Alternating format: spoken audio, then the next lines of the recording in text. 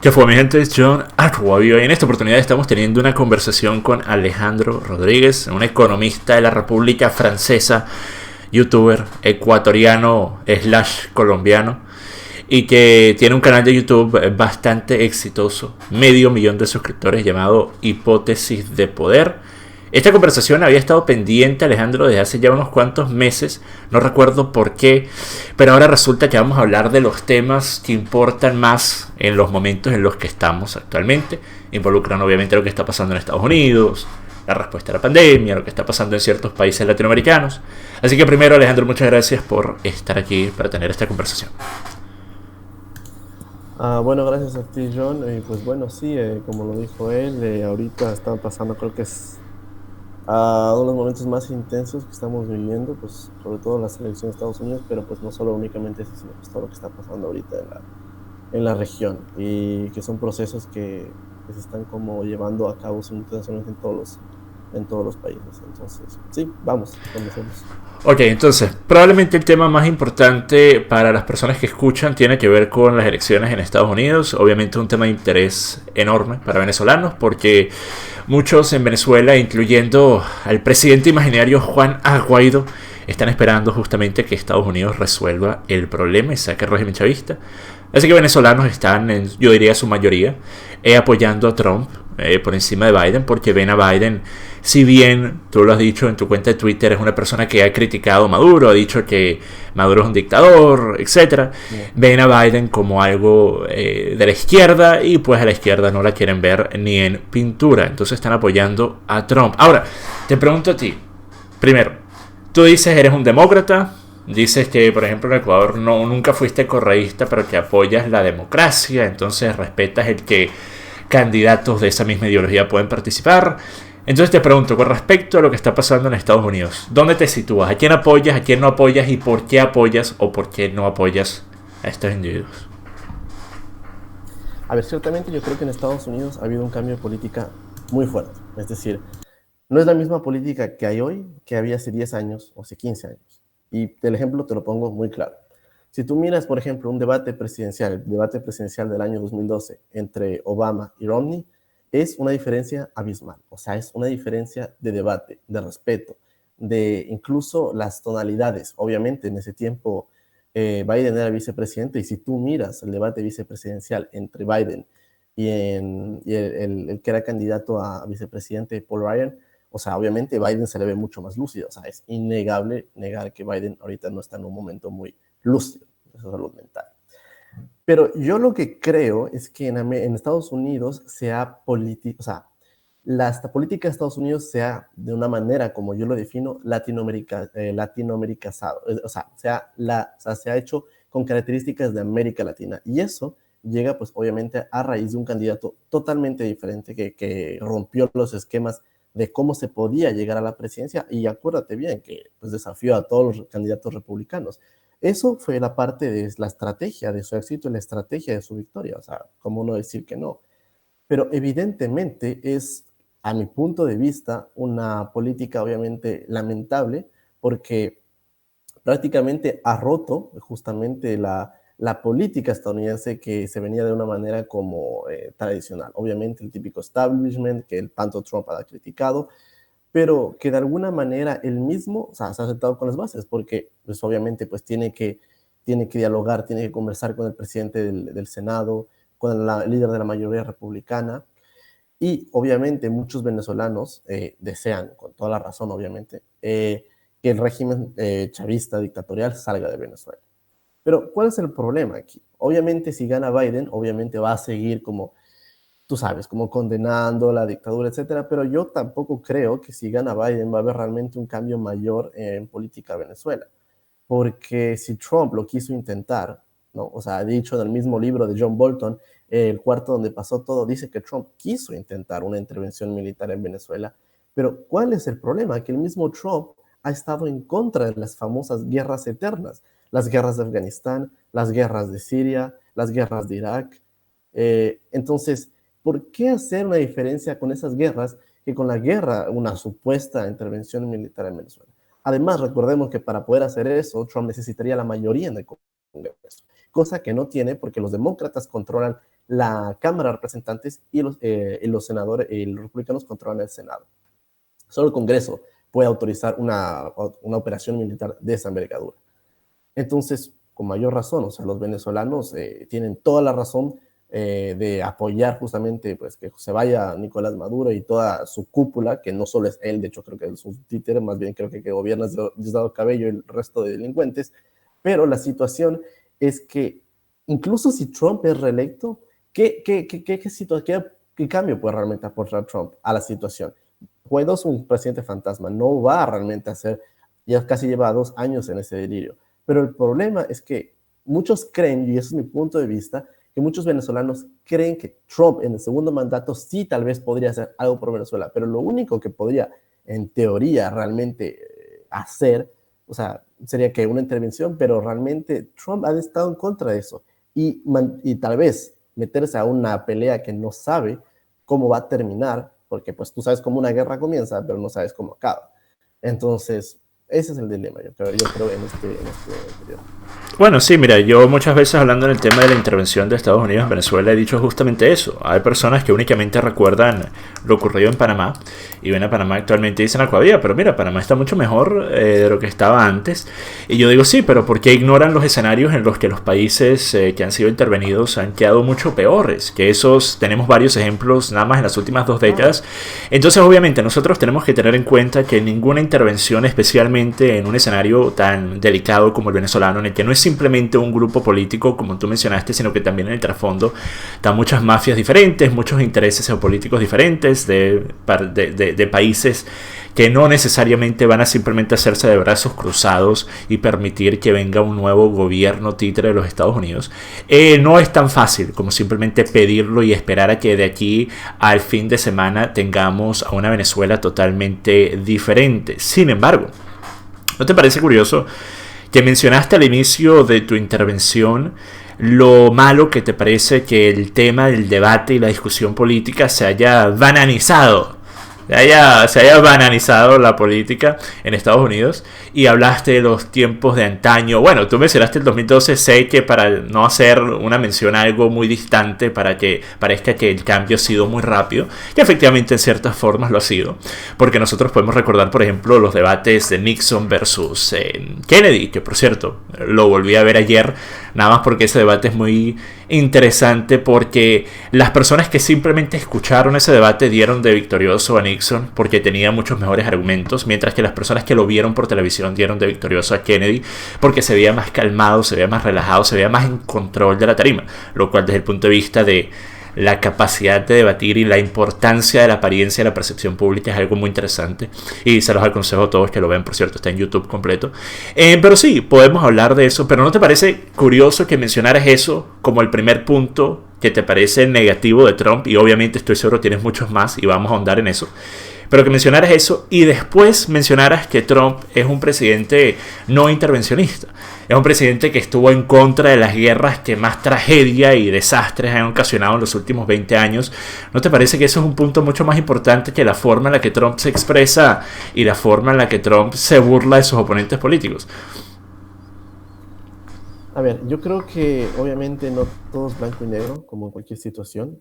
Yo realmente considero que la política también de Trump, de alejarse de las guerras infinitas, es algo ciertamente positivo, porque Estados Unidos ha salido perdiendo de Afganistán, ha salido perdiendo de Irak, son países inestables hasta este momento y no lo van a estar. Ciertamente el caso de Libia, bueno, si bien no fue una intervención estadounidense como tal, con tropas en el terreno, Libia está hecho pedazos y podríamos decir ciertamente que si Gaddafi hubiera estado en el poder, pues bueno, tal vez era otra situación. Pero obviamente yo lo veo personalmente, y te lo repito, yo creo que un debate se gana con argumentos y no se gana por quien más fuerte grita, por quien más alboroto hace, por quien más domina el escenario. Y obviamente en el debate Trump dominó el escenario. Dominó porque pues, tiene su personalidad, ¿no? Como tú dices, se expresa muy fácilmente, habla con un tono de voz mucho más como dominante que el de Biden. Obviamente en su audiencia, y yo creo que depende también mucho de la personalidad de cada uno, eso lo ve a las personas que supuestamente siguen a Trump como el ganador del debate. Pero yo personalmente lo veo desde el punto de vista de argumentos. Y aquí No, no no, hay que no, decir no, que no, los no, argumentos... disculpa te interrumpa, pero importante mencionar esto. Primero, me pareció que Trump ganó el debate, pero fue la peor actuación de debate de Trump desde que se metió a candidato político. Fue muy mala, interrumpió demasiadas veces, no hizo énfasis en los puntos en los que tenía que hacer, no exigió respuestas cuando Biden estaba justamente tratando de evadirlas. Tampoco Chris Wallace hizo absolutamente nada para No, presionar a Biden. definitivamente. Así que sí, fue una actuación muy mala por parte de Trump y yo estuve bastante decepcionado porque me hubiera gustado que se hubiera aprovechado esa oportunidad para que Trump, de una forma más calmada, con el dossier de información, para utilizar en terminología demócrata, de información que él podía haber tenido en contra de Biden, especialmente con lo que ha estado ocurriendo en los últimos meses con los actos vandálicos y criminales apoyados y promovidos y financiados en parte por los demócratas, hubiera sido mucho más fácil de despedazar en argumentos a Biden, y no lo hizo, y fue una oportunidad desaprovechada. Por eso en el video que yo hice reaccionando a ese debate dije que me parece que Trump en ese debate no ganó ningún votante nuevo. Nadie que no iba a votar por él va a votar por él después de haberlo visto allí. Sin embargo, lo que te pregunté tiene que ver con el hecho de que tú te das cuenta, asumo, que una de las críticas más grandes, más prevalentes que se hace con respecto a Trump tiene que ver con la forma de Trump, con la forma. Cómo habla, cómo se ve, cómo se expresa, cómo tuitea, que hace esto, que no presta atención, que es irrespetuoso, que se burla, que es trolero, que es memero, etc. Pero te das cuenta de que a mi parecer lo que debería ser importante desde el punto de vista de analizar las acciones de un candidato político o un presidente deberían ser las acciones, no las palabras. Y por eso te mencioné el historial no intervencionista de Trump, comparándolo, por ejemplo, al historial intervencionista de Obama, comparándolo, por ejemplo, al historial de apoyo de intervencionismo de Biden. Eso me parece mucho más drástico, mucho más lamentable y mucho más importante, porque el resultado de eso es la pérdida de docenas de miles de vidas inocentes, mientras que los tweets de Trump pueden ofender a algunos, pero no están matando a nadie.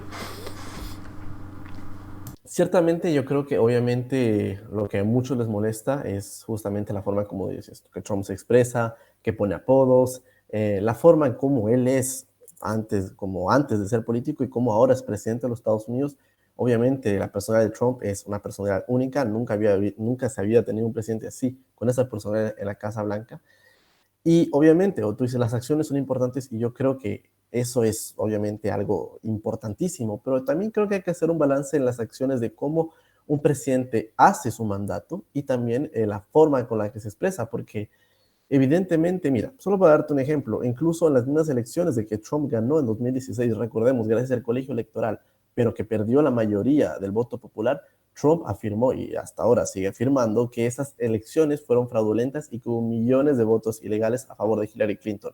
Pero si tú te pones a pensar, decir que la elección, el fraude del 2016 fue, o sea, que hubo un fraude en 2016, estaría invalidando automáticamente su elección. Y eso es algo que por primera vez ocurre en los Estados Unidos. Y yo creo que esta elección de 2020 es particularmente complicada porque creo que es la primera vez que realmente un bando u otro va a considerar ilegítima la elección. En el supuesto caso que gane Biden, quién sabe, no sé, los correos postales, que hubo fraude, que hubo traspapeleo, etc. Y en el caso que pues gane Trump, tal vez el lado demócrata diga que obviamente Trump trató de alterar el sistema postal de Estados Unidos para su favor. Pero con respecto a lo que tú dices, obviamente Trump no ha comenzado nuevas guerras, porque apenas lleva, o sea, 4 años en el mandato. Obama, obviamente, Obama, ¿cuánta? en Siria. Obama, ¿qué había hecho en los Obama, primeros 4 años? ya, claro, pero a ver, acuérdate que Obama heredó también la guerra de Irak, heredó también la guerra de Afganistán. La intervención libia fue Sí, pero todo los eso se puede sources de la decir, OTAN. todo eso se puede decir sobre Trump.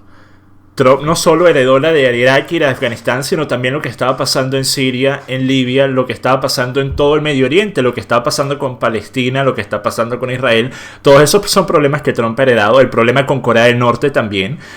Así que Ciertamente, no me pero parece mira, justo por decir ejemplo, Obama Corea del heredó Norte, algo y por eso las intervenciones y las acciones y los drone strikes que Obama llevó a ahorita, cabo pero más que mira, por cualquier otro ejemplo, presidente no ahorita, valen, pero Trump hizo las cosas de la forma que las hizo, porque bueno, él recibió un escenario geopolítico mucho más simple. Eso no me parece correcto.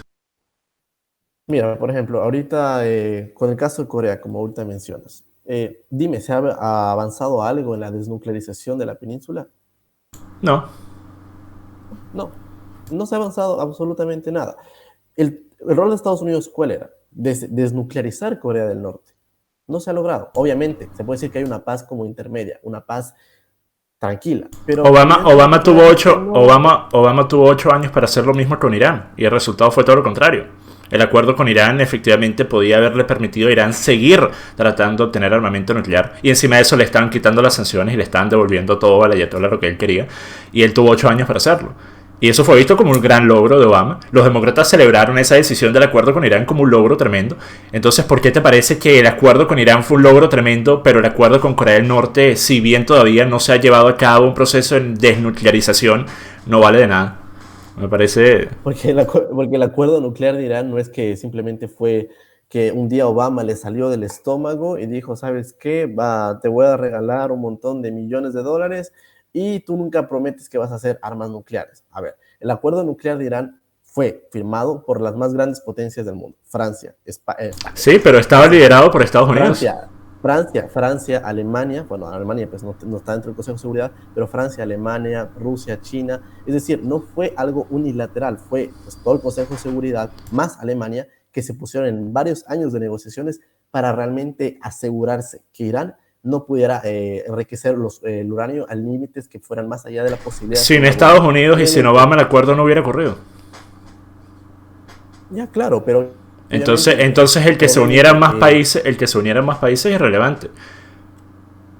no, pues justamente porque o sea, hay un consenso dentro de la comunidad internacional que evitaba justamente aliados de Irán como China, aliados de Irán como Rusia, y también adversarios, ciertamente, ciertamente rivales políticos como Alemania, Francia o el mismo Reino Unido, que por ejemplo se pusieron de acuerdo junto a Estados Unidos en crear justamente un organismo de vigilancia que evitara que Irán se sobrepasara. El caso de Corea es diferente. ¿Por qué?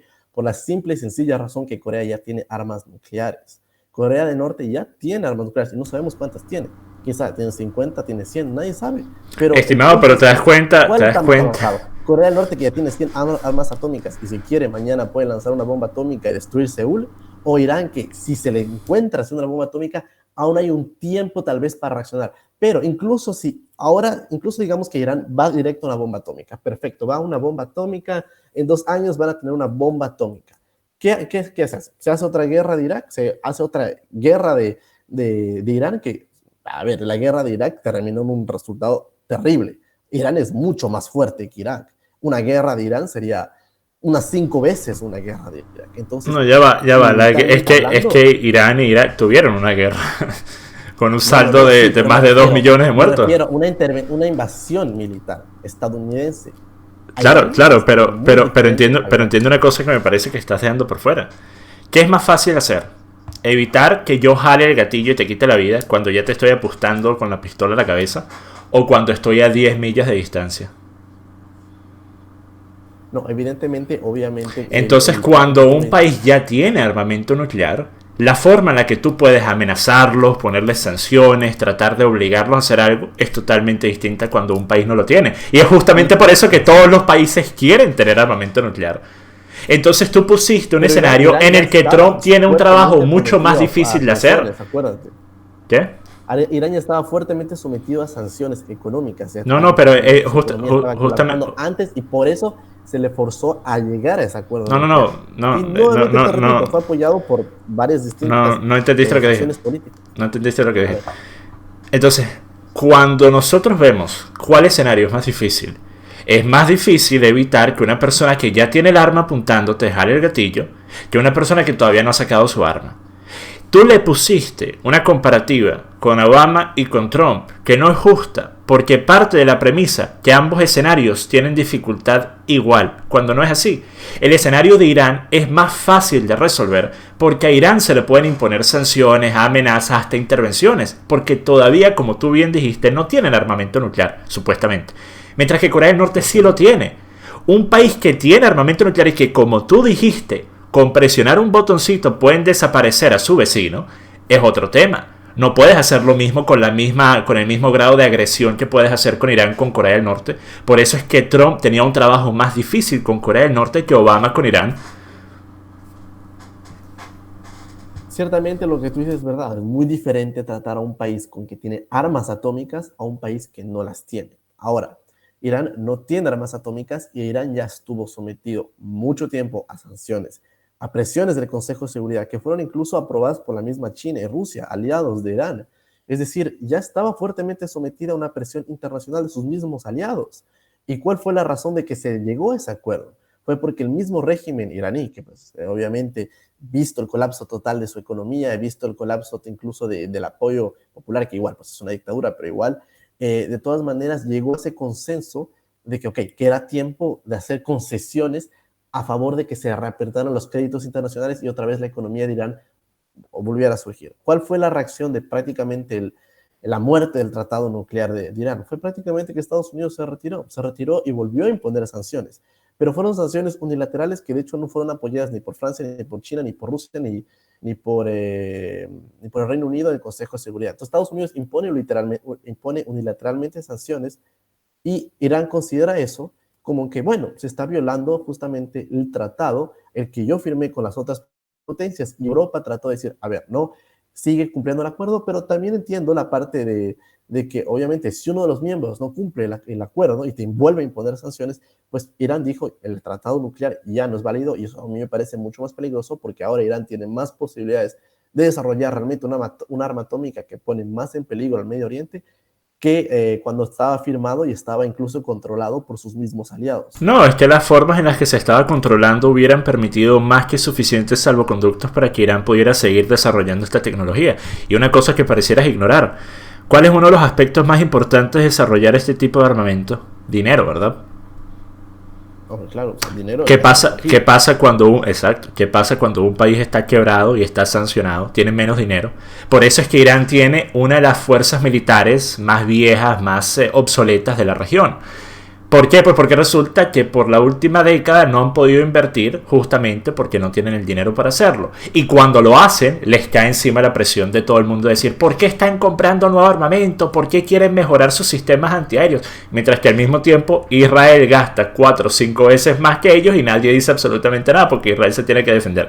Entonces, un país que tiene más dinero a su disposición tiene mayor facilidad de desarrollar esta tecnología, así que no me parece tampoco válido el argumento que digas que ahora es más fácil para ellos poderla desarrollar cuando siguen estando sancionados y su economía sigue estando en quiebra.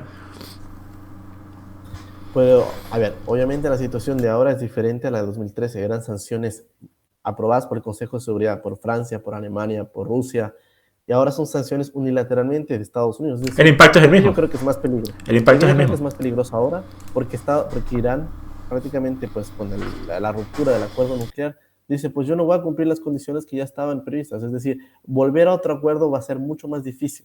Y obviamente uno se puede ir por la parte pues beligerante, es decir, ¿sabes qué? Te pongo sanciones, te ahorco y pues la última pues te invado. Pero esto realmente todos, incluso dentro del Pentágono, saben que es prácticamente una sentencia, no de derrota, pero prácticamente billones de dólares gastados en guerras y también muchas vidas que se van a perder. Pero bueno, ¿tú crees que en el Pentágono les interesa la cantidad de dinero que se gasta en guerras o las vidas que se pierden? No, porque obviamente pues, ¿A quién sí le importa? A Trump. Pero a ver, justamente Trump ha dicho, y lo ha dicho nuevamente, que él justamente está contra las guerras infinitas. Entonces, incluso irse en su misma retórica de escalada, ¿no? Militar. Incluso, ahorita me olvidaba, ¿no? Justo cuando él ordenó a matar a Qasem Soleimani en Irak. Por ejemplo, eso considero que fue un gran acierto. De cierta manera, eliminó al líder de las fuerzas militares de Irán. Irán no se atrevió justamente a matar ni un solo soldado estadounidense, aunque sí hubo un par de heridos y que justamente el Pentágono trató como de ocultar. Pero ciertamente porque Irán sabe que meterse en una guerra abierta con Estados Unidos es un suicidio, Estados Unidos pues, puede que salga, pero Irán sale. Estimado, pero te contradices. No, pero... Porque primero dices que cualquier acto de agresión que pueda aupar una respuesta violenta que pueda meter a estos países y a los países de la región en una guerra es mala y criticas a Trump por hacerlo. Y al mismo tiempo aupas a Trump y dices que apoyas el hecho de que haya ejecutado a la segunda persona más importante del gobierno iraní. Eso es una contradicción tremenda. Sí, que ciertamente es algo, un acierto al punto de vista de su administración, pero hasta Francia, Alemania y un montón de países más dijeron que fue un acto de provocación. ¿Qué acto de provocación? No fue. Obviamente, este tipo era un asesino, no es que voy a decir, no merecía ser matado. Este tipo tiene sangre estadounidense en sus manos y también tiene sangre de otros inocentes. Pero ya va. ¿Qué comandante militar, qué líder militar, qué estratega militar no tiene sangre en sus manos? No, todo el mundo, de ambos bandos. Entonces todos deberían ser asesinados. No. ¿Qué hace que Soleimani sea peor que los otros? Pero, a ver. Alejandro, tu postura de demócrata está muy extraña con lo que dices. Todo bando tiene justamente sus militares, sus generales, y todo el mundo tiene sangre en las manos. Nadie aquí es devoto de nadie. Todo el mundo es responsable en cierta parte. Lo que te estoy diciendo es que Qasem Soleimani era visto y era una amenaza para los intereses de Estados Unidos, así como hay otros generales que son una amenaza para la estabilidad de Irán y de otros de la región. El punto de vista de un acierto depende del punto de vista de la administración que tú tengas. Entonces, obviamente Trump mandó a ejecutar a Qasem Soleimani, fue visto como una victoria, de cierta manera, para la política estadounidense, fue apoyado por el Partido Republicano, fue criticado por los demócratas, fue criticado por los países como Francia, Alemania y países de Occidente, y ciertamente llevó una escalada de tensión en el Medio Oriente. Pero como te digo, Irán no se atrevió a atacar a Estados Unidos. Ahora, evidentemente, lo que te estoy refiriendo es que invadir militarmente Irán es otro escenario muy diferente al que Estados Unidos no se puede anticipar, porque no es lo mismo que una invasión militar de Irak, que acuérdate que la invasión del 2003 no solo lo hizo Estados Unidos, lo hizo múltiples países de la coalición. Entonces, son dos escenarios también completamente diferentes. No, sí, pero es que de eso no estaba hablando. Estaba hablando del hecho que me parece sumamente curioso que digas que fue un acierto matar a Soleimani cuando dices que eres un demócrata y cuando dices que estás de acuerdo con que se mantengan los acuerdos para evitar tensiones que puedan iniciar guerras. Que también Estados Unidos ya rompió la... Exacto, pero una cosa, estimado Alejandro, una cosa es romper un acuerdo y aplicarle sanciones a un país que tiene un efecto terrible, vamos a estar claros de eso. A Venezuela también el impacto de las sanciones ha sido bastante fuerte. Venezuela antes de las sanciones ya estaba jodida por el mal manejo del chavismo, pero las sanciones empeoraron aún más la situación. Claro, pero una cosa es esa. Las sanciones justamente a la exportación de petróleo, claro, yo creo que ya son una condena justamente para los principales ingresos del régimen venezolano. Claro, pero a Venezuela ya venía sus sanciones, pero obviamente eso no es el único factor que algunos sectores justamente de la izquierda radical quieren tratar de hacer entender, que obviamente el bloqueo económico de Estados Unidos ha sido el principal responsable del fracaso de Venezuela. No, claro, eso es mentira, eso es totalmente falso. Pero con el tema de Soleimani tenemos que pensar en dos cosas.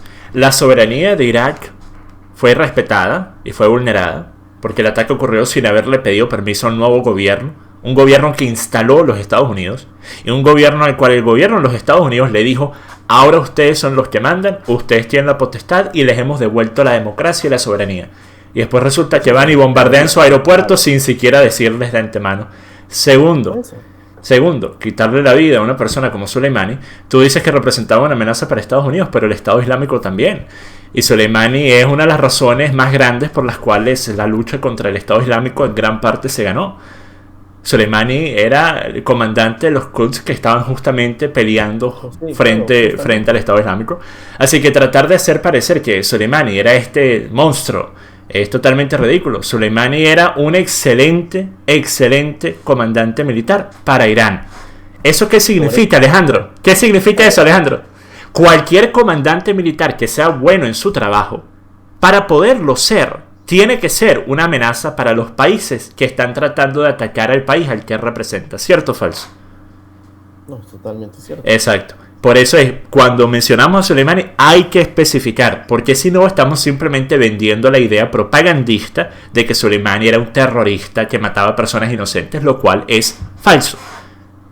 Claro, ahora, que incluso los mismos militares de Estados Unidos, los mismos jefes del Pentágono, claro, con sus drones asesinos, también han matado a miles de civiles a lo largo de las diferentes guerras de Estados Unidos.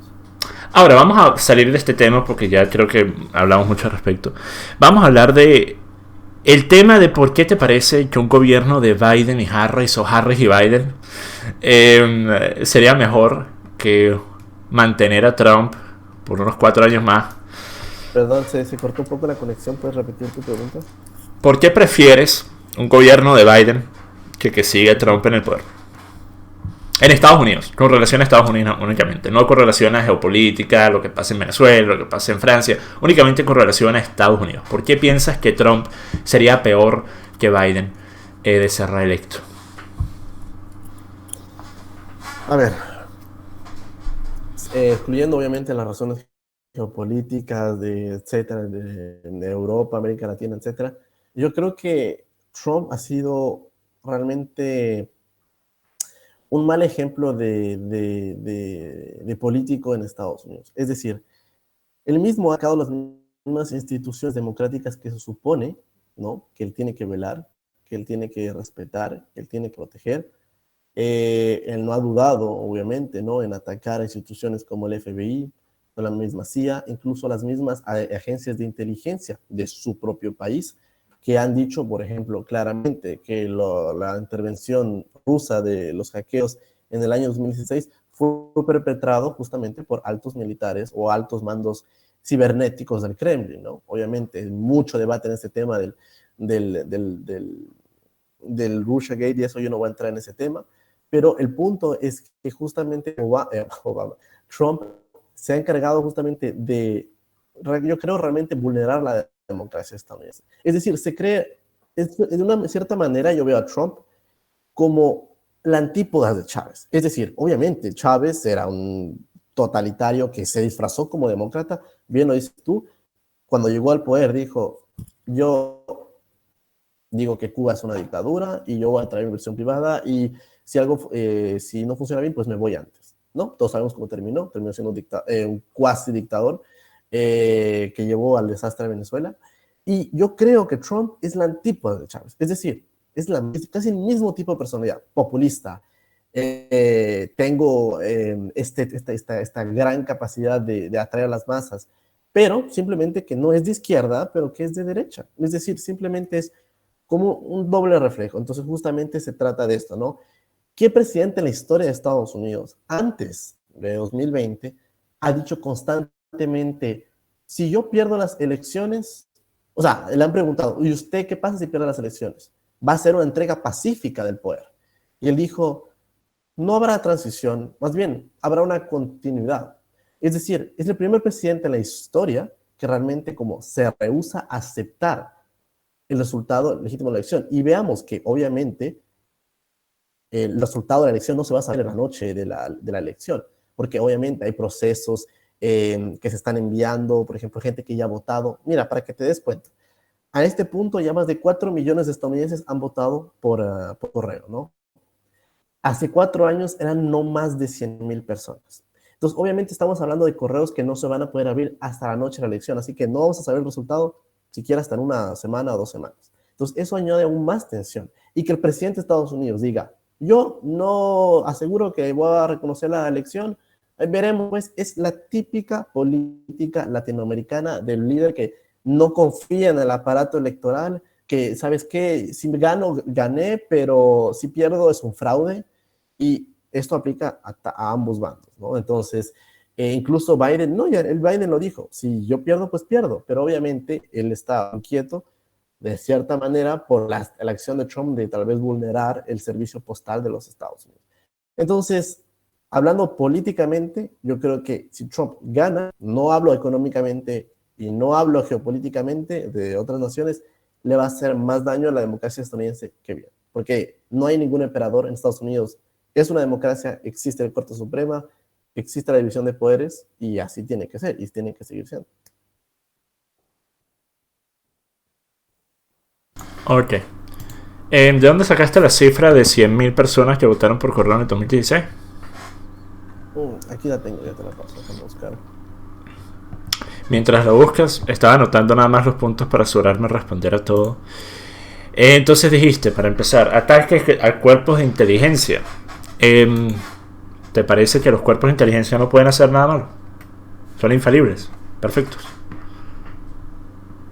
No es ningún cuerpo de inteligencia es infalible. La CIA y el FBI, especialmente la CIA, ha estado involucrado en incontables escándalos a lo largo de las últimas 5 o 6 décadas, varias de las cuales terminaron siendo la justificación para empezar guerras como la guerra con Vietnam, Sabes que eso fue un No, invento o de la la guerra, CIA, o de, la de guerra un de Irak, ataque que por nunca ejemplo. pasó al USS Maddox, un ataque que nunca ocurrió. Y eso fue justamente lo que fue utilizado para poder justificar los primeros bombardeos en Vietnam. Así que me parece que los cuerpos de inteligencia, si hace falta que se les critique, ¿quién mejor que hacerlo más que el presidente?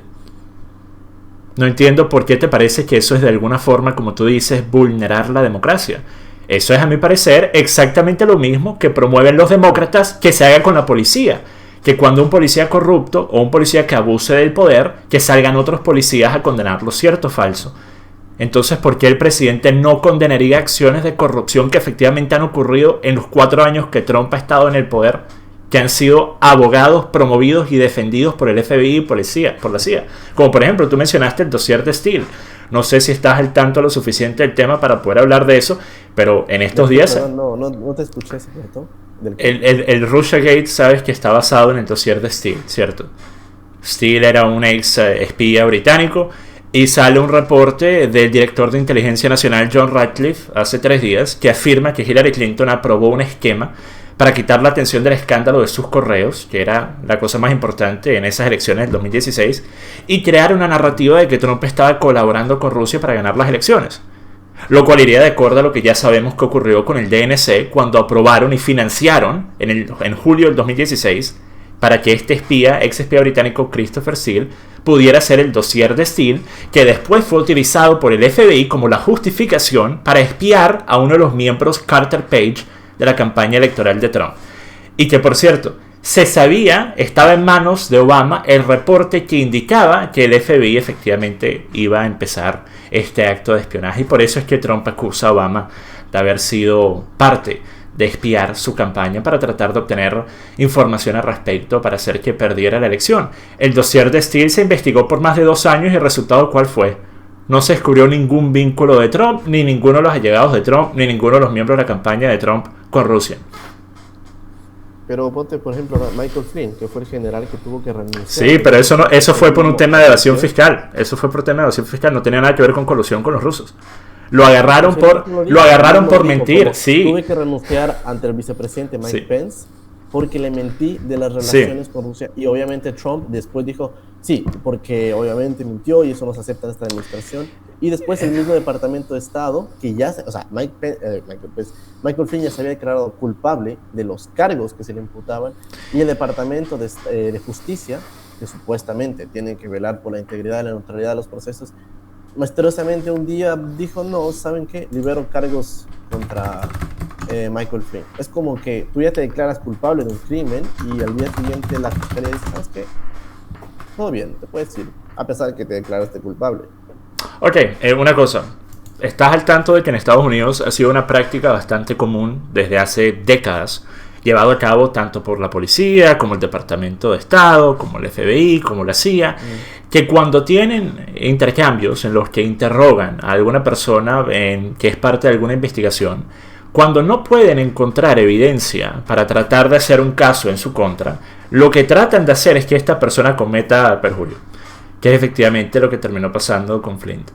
Y era por algo totalmente irrelacionado a algún tipo de corrupción o ayuda de los rusos con Trump. Por eso justamente es que Trump salió sin ningún tipo de problema después de 2 años de investigación del dossier de Steele. No había absolutamente nada que ataba a Trump ni a ninguno de los miembros de Trump con colusionar con entidades rusas. Pero lo que sí hay actualmente es información que dice que Hillary Clinton, una de las personas que fue uno de los informantes utilizados en el dossier de Steele, era un ex agente de inteligencia rusa. Y esta fue una persona que fue contratada por Christopher Steele para obtener información que después fue utilizada en el dossier, el cual se investigó por 2 años. Así que me parece que si hay corrupción en una entidad, sin importar cuál sea, una entidad que tiene que estar velando por los intereses de la nación, ¿quién mejor que el presidente para exigir que, pues, se dejen de hacer estas prácticas sucias? ¿No te parece? No entiendo por qué te parece que criticarlos está mal.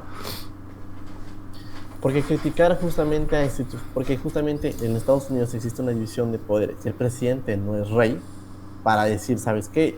Yo soy el dueño de esto, soy dueño de todas las ramas, y yo lo que a mí me parece bien, se hace bien. Obviamente tiene que haber transparencia en todas las instituciones, y obviamente ha existido, y seguramente existirá corrupción en la administración de Trump, en la administración de Obama, incluso como ya se supo, cuando Trump ganó la presidencia, Obama realmente de alguna manera hizo muy difícil la transición al poder, a pesar que en teoría parecía muy pacífica, no lo fue. Pero incluso, por ejemplo, cuando Trump ha apuntado, ya Trump tiene 2 jueces que él no ha nombrado en la Corte Suprema. Y cuando la Corte Suprema revocó que él no podía realmente votar el programa de DACA a la basura, y también dijo que no podía, por ejemplo, discriminar, que los homosexuales o grupos LGBT no podían ser despedidos de sus trabajos solo por serlo, al parecer los jueces que Trump nombró a la misma Corte Suprema votaron, al parecer, en contra de lo que él mismo habría querido. Y él mismo dijo como, ¿saben qué? Al parecer creen que la Corte Suprema no me gusta, o creen que la Corte Suprema no le agrado. Es decir, no tienes realmente la potestad de criticar al poder independiente judicial de tu país, sobre todo cuando ya tú has nombrado a 2 jueces dentro de esa misma institución. Y justamente fue la misma Corte Suprema que ordenó que Trump tenía que revelar justamente la información fiscal que justamente no proporcionó en la elección del 2016. Entonces, pues, respetar al menos las 3 ramas independientes del poder de Estados Unidos, que son el poder ejecutivo, el poder legislativo y el poder judicial. El poder legislativo, por ejemplo, Trump alguna vez mencionó, si el Congreso no actúa, o etcétera, yo puedo cerrar. Y sí, efectivamente, hay una cláusula dentro de la Constitución que permite cerrar el Congreso, pero ese cierre del Congreso solo se permite si el mismo Congreso acepta como autocerrarse, cosa que es prácticamente imposible que el Congreso lo haga. Entonces, y eso me recuerda muchísimo a Rafael Correa, amiguísimo de Hugo Chávez, de Nicolás Maduro, que decía, yo como jefe del Estado ecuatoriano soy jefe del Poder Ejecutivo, porque el jefe del Estado ecuatoriano es jefe de todas las funciones, jefe ejecutivo, función judicial, función electoral, función ciudadana y función, ¿cuál era? Judicial. O sea, es prácticamente, yo creo, el Okay. mismo... Varias cosas. A mi parecer, si bien dijiste ciertas cosas válidas, me parece que ignoras el punto que yo había hecho, que es ¿por qué no se puede criticar a una institución cuando tú sientes que ésta está obrando de una forma politizada o una forma corrupta? No entiendo por qué estarías en contra de esto, porque Alejandro, yo estoy seguro que si yo me meto en tu Twitter, yo puedo encontrar instancias en las que tú le exiges a la policía o a algún representante de algún gobierno en algún país que justamente utilice su influencia y su puesto para exigir transparencia o para exigir que una persona corrupta sea condenada o sea enjuiciada. Estoy seguro que lo pudiera conseguir, porque es simplemente natural. ¿Quién más que una policía o la policía, el departamento de policía, para criticar las acciones de otro miembro de su departamento? ¿Quién mejor que ellos? De la misma forma, si un presidente siente que la CIA, que el FBI, y lo siente con cosas para poder sustentar esos sentimientos, como las cosas que te acabo de contar, ¿por qué no puede decirlo? ¿Por qué tiene que mantenerse de boca callada únicamente porque estos son cuerpos que representan el interés público cuando él cree que no lo están haciendo? Y encima de eso, mencionaste que Trump tiene 2 nominados a la Corte Suprema, bueno, 2 jueces en la Corte Suprema, uno de los cuales Kavanaugh terminó siendo un tibio centrista, inclusive tildando más a la izquierda en la mayoría de sus decisiones, así que Kavanaugh de conservador no tiene nada. Y por cierto, recordemos que Kavanaugh trataron de arruinarle la vida con todo tipo de declaraciones, que él había hecho esto, que había hecho lo que... Pero en fin. Pero resulta que Obama también tuvo 2 jueces de la Corte Suprema. O sea, no es un número tan grande, no es un monto tan No, grande. claro, sí, de hecho, Trump ha nominado justamente 2 jueces en sus 4 años, Ah, y Obama logró nominar 2, pero lo que justamente con la Corte Suprema me quería referir a ese punto, es decir, tú nominas a 2 jueces, él nominó a 2 jueces, y la Corte Suprema no responde a nadie. Es decir, la Corte Suprema, los jueces, pues, tú sabes, están ahí hasta de por vida.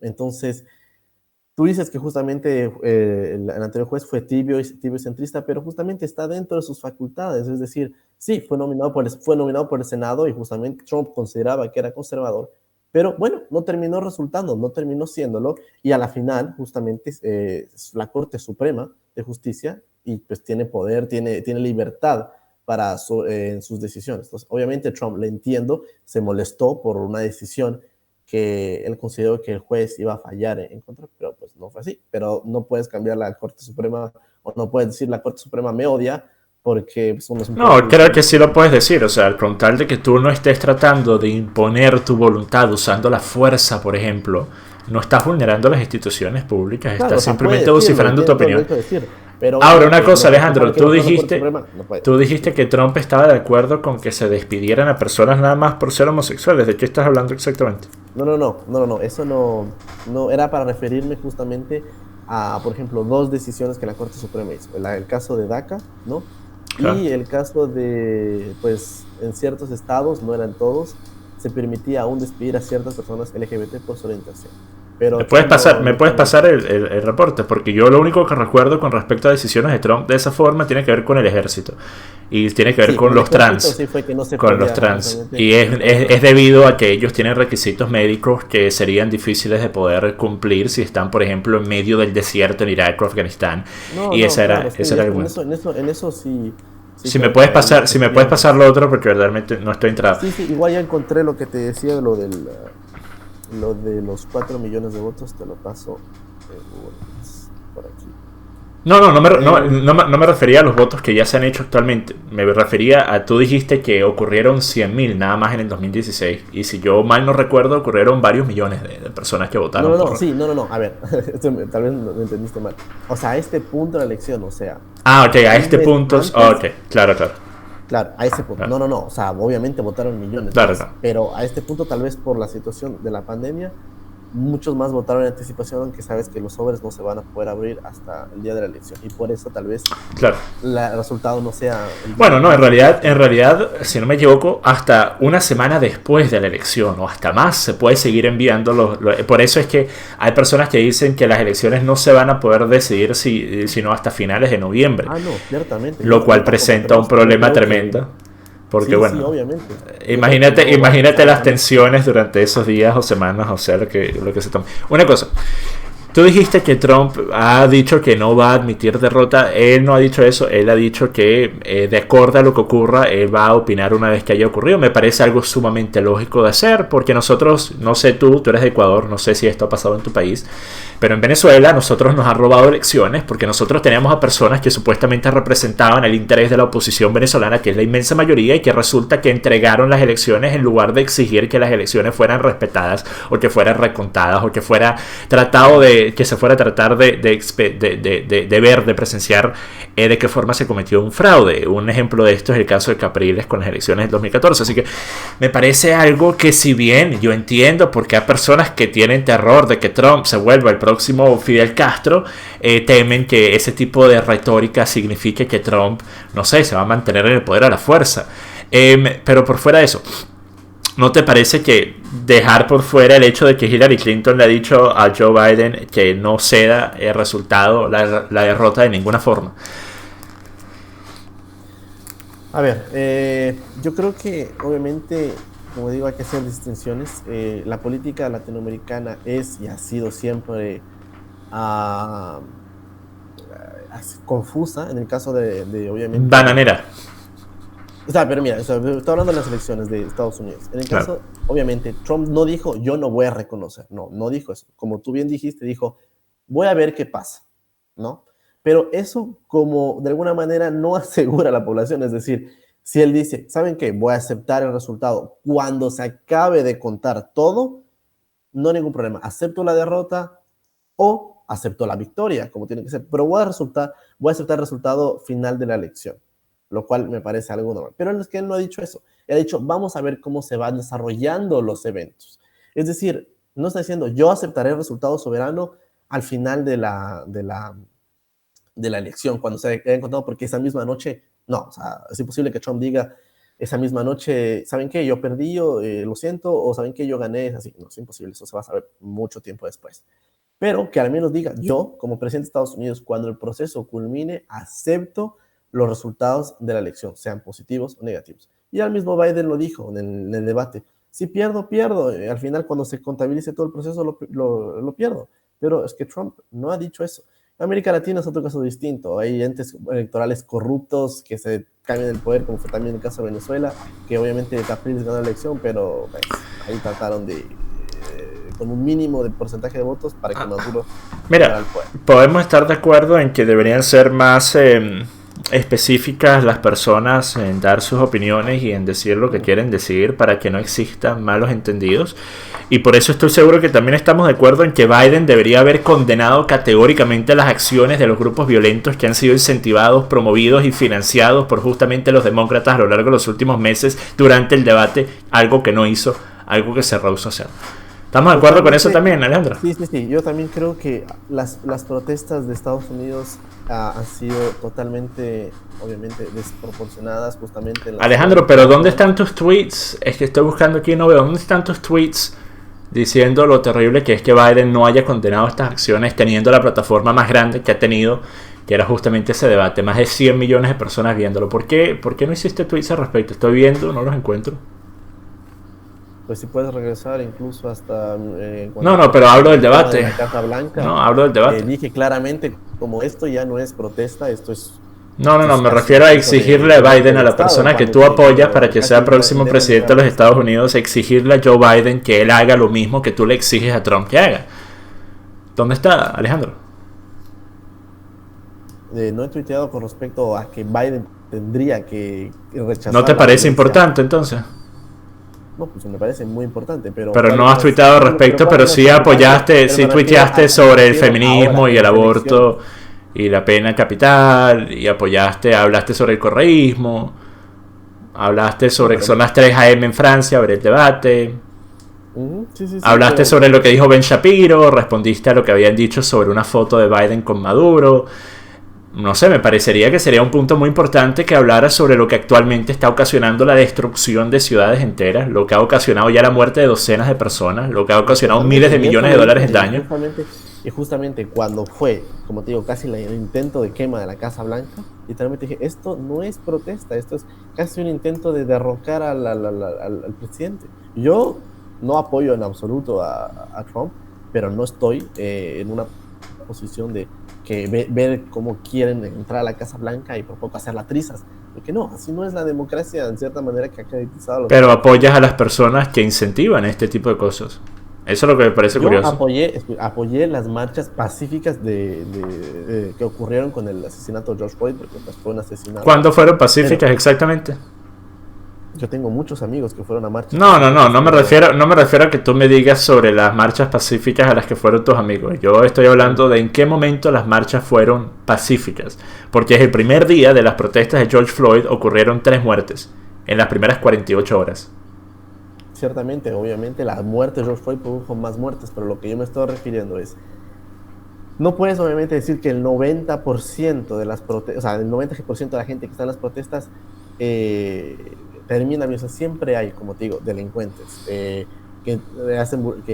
crean destrucción, hacen, ¿cómo se llama?, vandalismo, ese tipo de cosas. Y ese tipo de personas tienen que ser apresados. O sea, no se trata de decir gente que quiere ver al mundo arder y dice, sí, quememos todo, los típicos como los Antifa, o los típicos all cops are bastards, los acaben. No, porque no soy en una posición así. Mi mamá fue médica policía cuando trabajaba en la policía de Colombia, y ella ayudaba a la gente. A pesar que era médica, trabajaba dentro del cuerpo de policía, y yo estoy totalmente en desacuerdo que gente diga que el cuerpo policial es absolutamente, que todos los policías son unos pesados. No, al menos no en mi caso.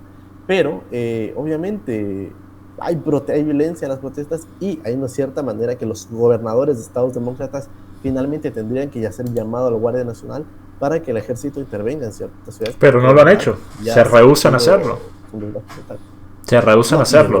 Deberían hacerlo, con total razón, y deberían hacerlo. Por cierto, Alejandro, aquí estoy viendo, solía ser republicano. Veo un tweet, por cierto, yo, disculpa, no sé absolutamente nada sobre ti más que los tweets que me han enviado desde que tuvimos el intercambio en Twitter, y yo pensé que eras un izquierdista. Pero aquí dice, siempre he apoyado al Partido Republicano, pero jamás apoyaré a alguien que se cree rey de los Estados Unidos. Entonces, ¿dónde te defines tú por fuera del tema de Trump y Biden? ¿En qué parte del espectro político, si tuvieras que ponerte en algún lugar, dónde te pondrías? Yo creo que siempre he sido un moderado republicano, en el sentido de que, por ejemplo, he estado a favor del gobierno más limitado, menos impuestos para la gente, más libertades, no necesariamente un gobierno gigante, un gobierno con más impuestos. Y apoyas a Biden.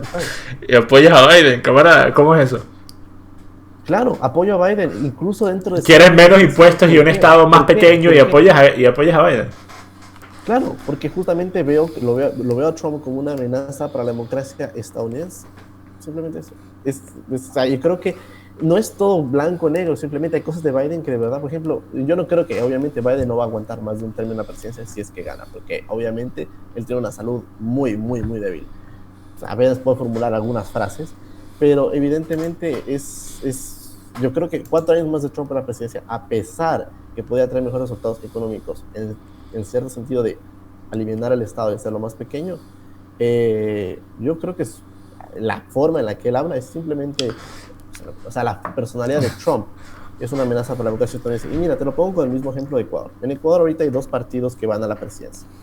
El correísmo de Rafael Correa, amiguísimo Nicolás Maduro, igual, Estado grande, repartición ¿cómo se llama esto?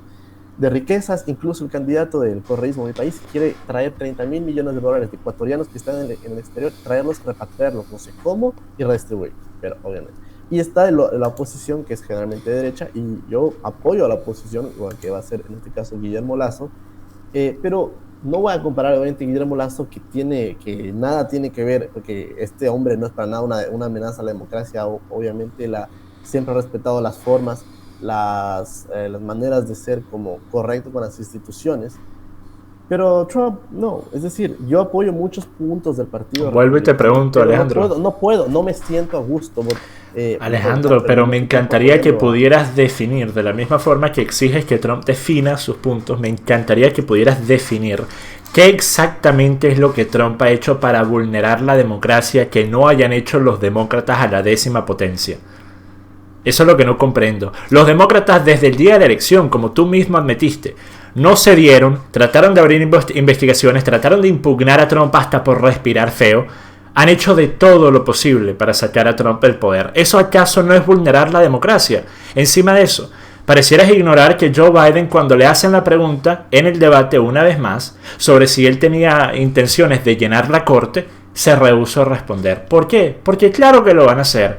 ¿Y qué significa eso, Alejandro? Obvio, es que desde el punto de vista político, si Biden estuviera en la posición que Trump está ahora, también llenarían la corte. No tendría ningún... Pero Trump no lo ha hecho. Biden sí. Biden pretende hacerlo. Trump no lo ha hecho.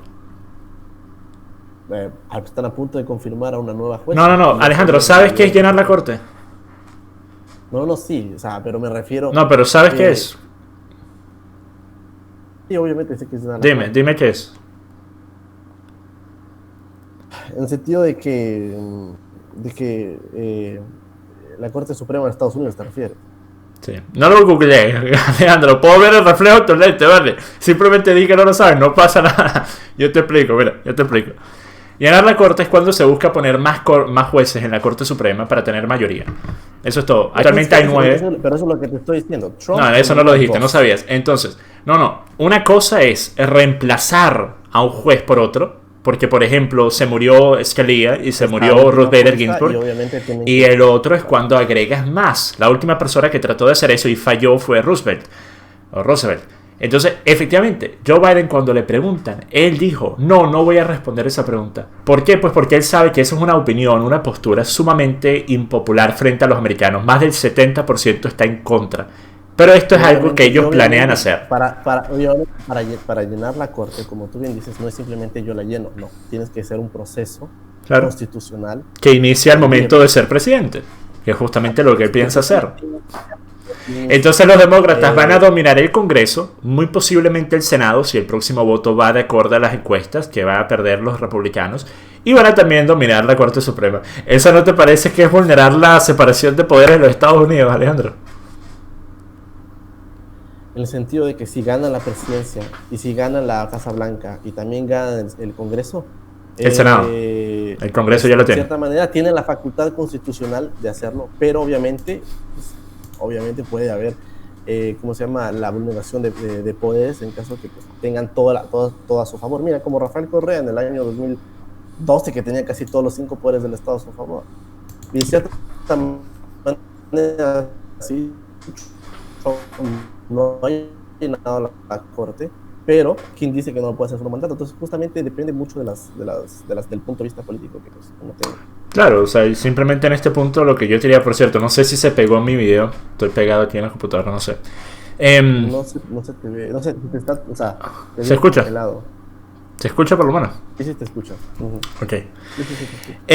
Sí, mira, yo prefiero asumir que lo que un grupo de personas dicen que van a hacer y que tienen un historial de hacerlo es justamente lo que van a hacer cuando tengan más poder, a pensar, bueno, esta persona que no ha dicho que hará algo es posible que lo haga. Pero por fuera de eso, y podemos ir terminando esto porque sé que ya ha pasado una hora. Muchas gracias por estar aquí por este tiempo y por responder todas estas preguntas. Ha sido una conversación sumamente interesante. Estoy seguro que la audiencia lo va a ver de la misma forma.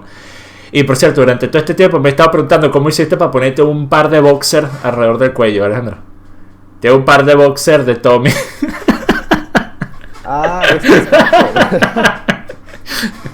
Yo pensé, coño, este hace frío. tipo no encontró una camisa para tener la charla, así que pues, se puso unos boxers en los hombros. En fin. Entonces, No. para ir terminando.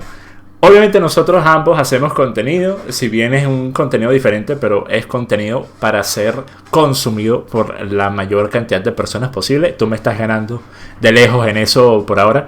Pero vamos a hablar sobre la forma de expresarse, la forma de hablar y qué es válido y qué no es válido, para ir terminando esto. Porque una de las menciones que tú has hecho varias veces a lo largo de este debate ha sido hablar sobre las posturas populistas de la oratoria de Trump, y lo has comparado a Chávez, obviamente, lo has comparado también a Correa en su populismo, en que él habla para atraer a las masas. Ahora, yo he hecho videos en el pasado y quiero saber tu opinión al respecto, en las que yo digo, el populismo ha sido tildado de una herramienta innata de un grupo político, particularmente la derecha, por parte de la izquierda, quienes dicen, estos son populistas, estos son malos por ser populistas, porque el populismo es inherentemente malo, según los izquierdistas. Ahora, la forma en la que yo interpreto el populismo es simplemente una herramienta lingüística, una herramienta de difusión de un mensaje, porque el populismo es justamente tratar de entender qué es lo que quiere la gente a la que le estás hablando y la gente a la que quieres alcanzar, qué es lo que quieren y de qué forma tú se los puedes ofrecer, de qué forma tú puedes ofrecerle respuestas a los problemas que las personas tengan. Ahora, Alejandro, ¿qué es exactamente el rol de un político, especialmente un político que quiere ser electo o reelecto? Es justamente tratar de entender cuáles son las posturas populares, de qué forma yo puedo meterme en estas posturas para ganar votos y de qué forma voy a ajustar mi mensaje para obtener la mayor cantidad de votos posible. Siempre me resulta curioso cuando personas acusan a Trump de ser populista, pero no acusan a personas como Joe Biden, que habla sobre que todos van a tener un empleo garantizado, que vamos a hacer que la energía no renovable deje de existir en 10 años, que el 99% de los carros van a dejar de ser a base de energía no renovable, que vamos a empezar a ponerle más impuestos a los ricos y de esa forma los que no tienen tanto dinero no tendrán que pagar tanto y tendrán una mejor calidad de vida. Todas estas promesas que cada vez que entra un grupo izquierdista al poder resultan ser simplemente eso, promesas que no pueden ser cumplidas. ¿Por qué eso no es populismo? ¿Por qué únicamente es populismo cuando lo usa la derecha? Eso es lo que no comprendo.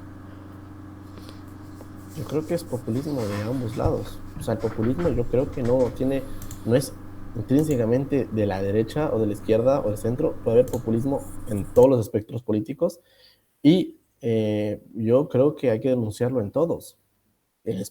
Chávez fue un gran populista y creo que ha sido justamente gracias a su populismo, a su fuerza, a su oratoria, lastimosamente arrastró millones de personas y en causa de eso, pues lo que sucedió en Venezuela.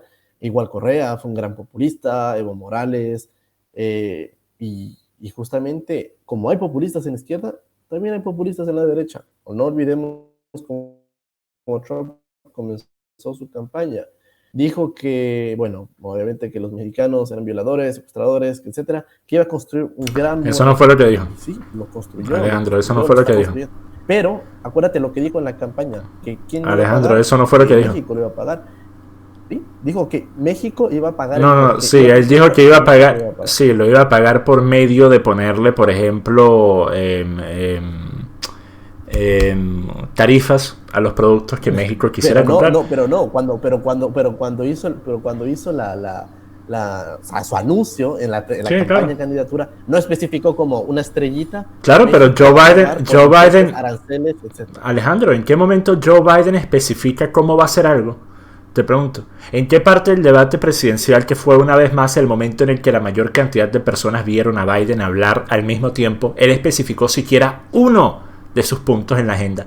Cuando tú haces un mensaje político, especialmente en el inicio de tu campaña, tienes que únicamente mencionar los puntos específicos de ese mensaje. Claro, pero entrar en detalles viene para el plan de gobierno, entrar en detalles viene para después. Como que no hubiera mañana.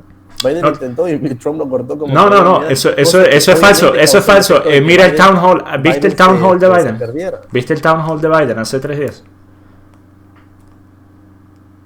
Perdón, no te escuché. Hace 3 días, hace 3 días Biden tuvo un town hall. ¿De qué punto él respondió de forma concreta cómo iba a ejecutar las acciones que él pretende ejecutar? En ninguno. Mira todo el town hall. Y ese es Biden hablando con una sola persona, un moderador que lo estaba entrevistando y respondiendo preguntas de la audiencia. Pero una cosa, tú dijiste que Trump dijo que los mexicanos eran asesinos violadores. Eso no es lo que Trump dijo, Alejandro. ¿Por qué sigues promoviendo una mentira? Dijo que, que México, literalmente, fue así. Cuando México envía a su gente, no están enviando lo mejor. Algunos son buena gente y otros son violadores, asesinos. Y es cierto, en cada proceso de inmigración hay gente que, pues, obviamente sale pues, de una sociedad que está como cayéndose, pero es un error de catalogar a toda la población. Nunca dijo todos. Alejandro, tú acabas de repetir lo que él dijo. Alejandro, tú repetiste lo que él dijo. Y aún en lo que tú repetiste, dijiste algunos y algunos. Y después dices todos. Eso es sumamente deshonesto, Alejandro. Eso es sumamente deshonesto. No, pero te estoy diciendo lo que Trump dijo. Trump dijo que los mexicanos, algunos eran justamente... Está hablando de los ilegales. Toda esa discusión se trataba de inmigrantes ilegales. Tú escuchaste la campaña, esa declaración completa. Está en YouTube, por cierto. Él estaba hablando específicamente de los inmigrantes ilegales. Y dentro de esos inmigrantes ilegales, Alejandro, como tú acabas de admitir, sí hay muchos que cometen crímenes, que traen todo tipo de sustancias ilícitas, tanto drogas como armas, que trafican armas en la frontera. ¿Cómo crees que los cárteles en México terminan teniendo tantas armas? Esa es una de las formas, que trafican humanos cobrándole un pocotón de plata de una forma sumamente arriesgada. ¿Sabías que 8 de 10 mujeres en el proceso de tratar de pasar la frontera terminan siendo violadas o abusadas sexualmente por los coyotes que supuestamente ellas habían pagado para que las ayudaran a entrar al país? Así que lo que él dijo, Alejandro, es objetivamente cierto. Y en ningún momento él dijo todos. Entonces mucho cuidado de la forma que tú hables, porque tú eres una persona... Pero eso es lo que tú dijiste. Acuérdate. Eres un comunicador, Alejandro, y tú acusas a Trump de no ser claro y conciso con las cosas que dice, pero tú tampoco lo eres. Pero, por ejemplo, una de las campañas, y esto fue, y si quieres, está en YouTube, y te lo aseguro, dijo, México va a pagar el muro. Y justo en uno de esos rallies donde está Trump, dijo, ¿quién va a pagar el muro? Y todo el mundo grita, México. No dice como, México con aduanas e impuestos TCL. Dice México. ¿Cuál es el problema? Punto. No, que es una promesa que no cumplió, que es una mentira. Que no es una... No, Alejandro. Sacó dinero del departamento una cosa, Alejandro. Fondos militares. Una cosa, bueno, técnicamente fondos militares en defensa de la soberanía nacional. Dentro de ello está un muro para evitar justamente el ingreso de personas, de las cuales algunos van a terminar cometiendo crímenes en el país. Así que está justificado el uso en los fondos de defensa nacional. Pero... No, está justificado, pero... Tú dijiste que fue una mentira. Utilizó el populismo de este país va a pagar un muro que yo voy a construir y así va a ser. Entonces es populismo. Dime qué es populismo. El populismo de izquierda y populismo Alejandro, de derecha. Todas las promesas de campaña... De mierda, y también Alejandro, todas las promesas no cumplidas todas las promesas no cumplidas de un político son mentiras. ¿Perdón? Todas las promesas no cumplidas de un político son mentira. Si dices que todas las promesas son cumplidas, sí. No. Todas las... No. Sí. Escucha. Dice todas las promesas que un político no cumple son mentiras de ese político. Si tú dices que las cumpliste todas, sí.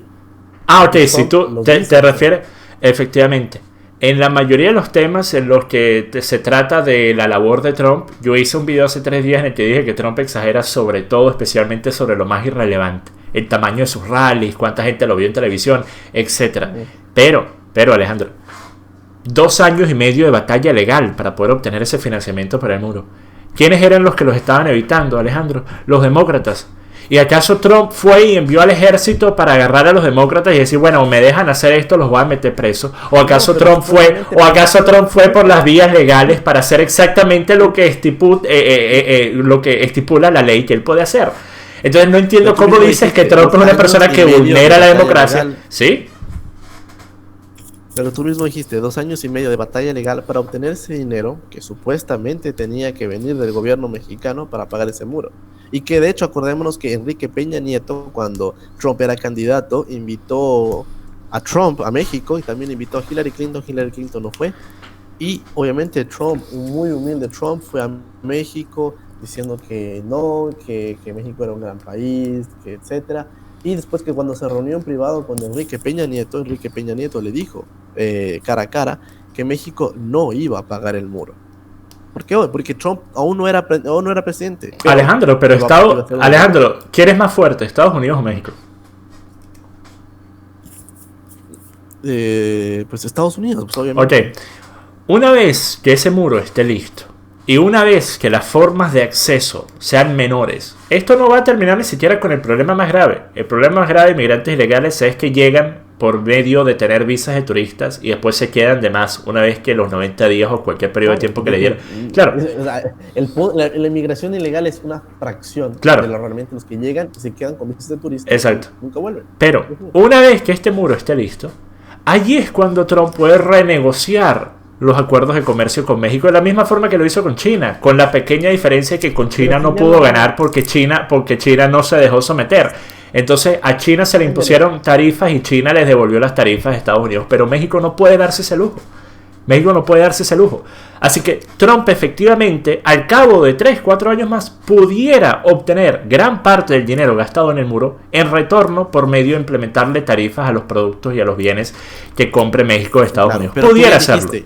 Pudiera, no es algo que ha pasado. Pudiera, podría pasar, pero no es algo que ha pasado. Por el momento Estados Unidos ha sacado de su bolsillo un muro que, como tú bien dices, la mayoría de la inmigración ilegal no pasa por ahí, pasa por personas que van y se quedan de turistas con sus visas de turismo, y no por eso vas a cerrar todos los consulados de Estados Unidos en el mundo. ¿Sabes qué? A mí no me entran turistas porque Estados Unidos recibe millones de turistas, es el segundo o tercer país más visitado del mundo en número de turistas. Entonces no por eso vas a cerrar todos los consulados y que no te entre ningún turista. Y de hecho la inmigración ilegal justamente es una de las maneras, pero pues el muro, que podría ayudar en algo, realmente no va a atajar completamente la inmigración. Claro, pero tú sabes que según reportes que se han hecho en The Economist el año pasado, el muro se puede pagar por sí mismo al plazo de unos 5 a 6 años, de acuerdo a la cantidad de inmigrantes ilegales que entran por la vía terrestre y acorde al costo que estos inmigrantes terminan teniendo para los Estados Unidos anualmente. Así que de una u otra forma me parece que el tema del muro está más que justificado el que se haya creado. Ahora, una vez más, esto me parece que se basa en formas de interpretar lo que una persona es comparándolo con lo que dice, y a mi parecer eso es un error tremendo. La única forma en la que se puede interpretar lo que una persona va a hacer es con lo que ha hecho.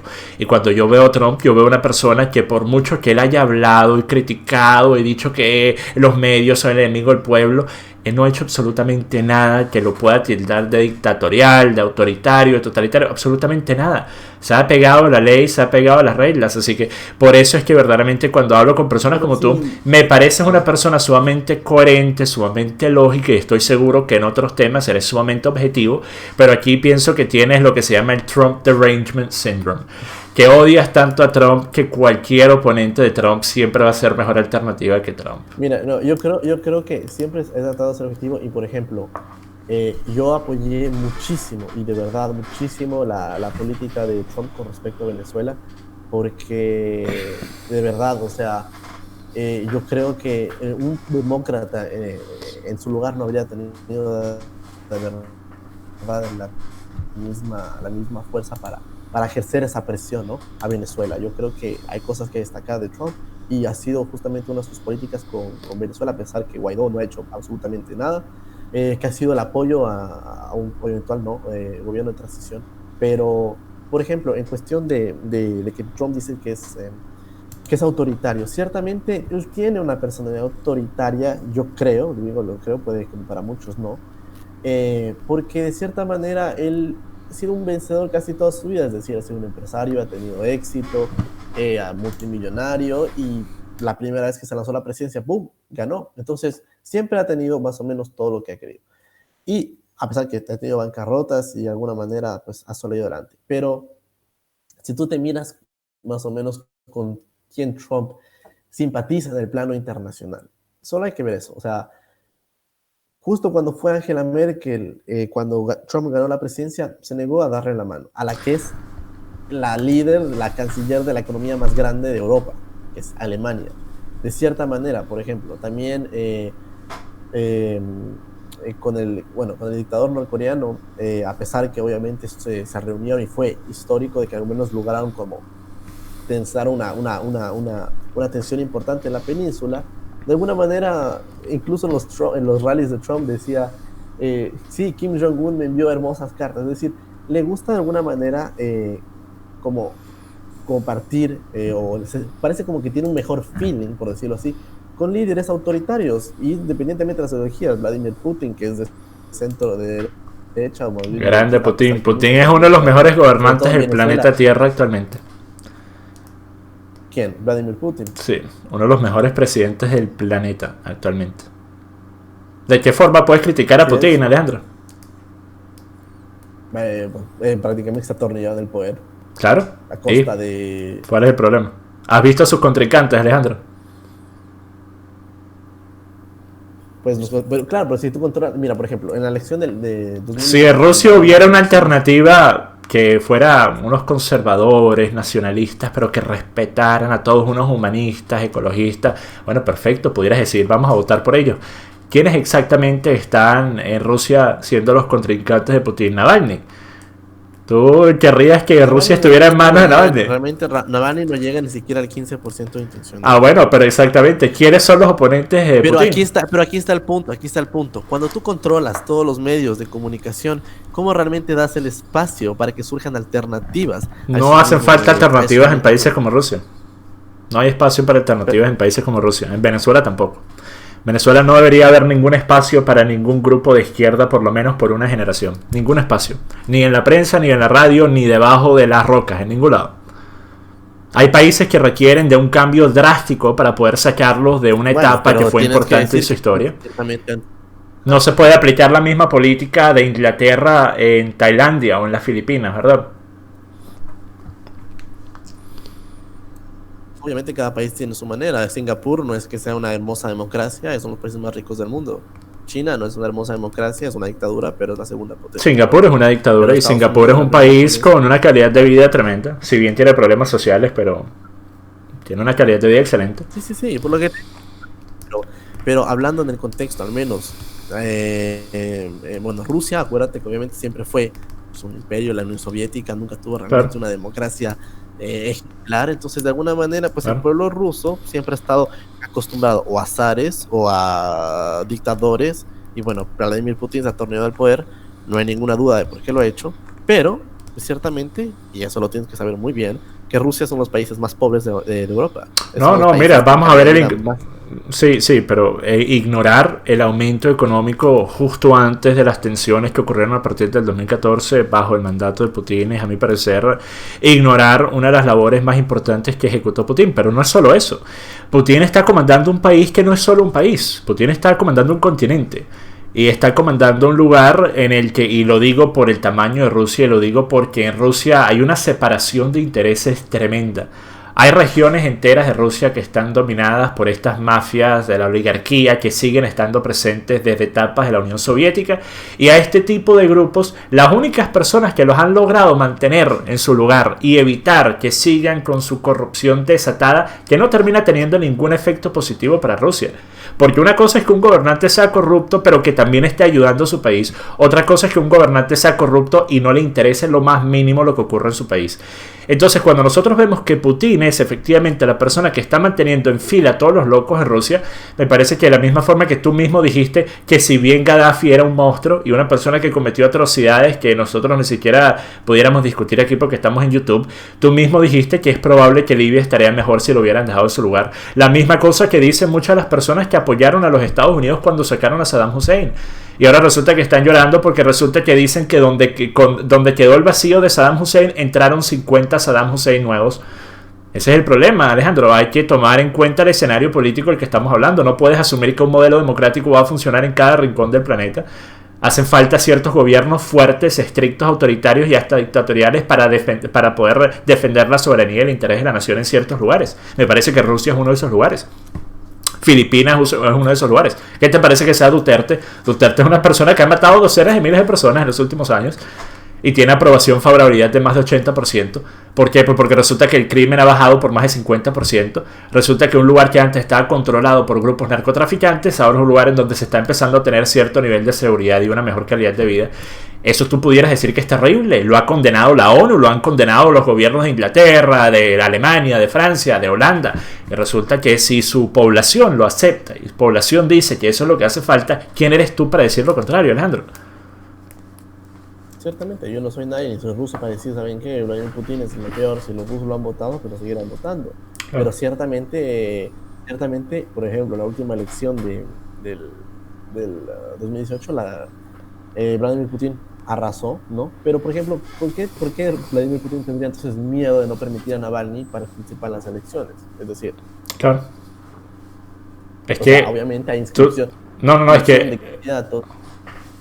Una de las bases fundamentales del príncipe de Maquiavelo es quien mata a Bruto y deja a los hijos de Bruto, poco tiempo estará en el poder. Lo cual básicamente significa que si tú dejas que las personas que actualmente están en pañales desde el punto de vista de tener apoyo masivo en el país, como tú dijiste, Navalny es uno, si tú dejas que ellos sigan estando libres y posibles de poder hacer todo lo que ellos quieran, pues es probable que en un momento eso termine siendo un problema que ya no puedas controlar.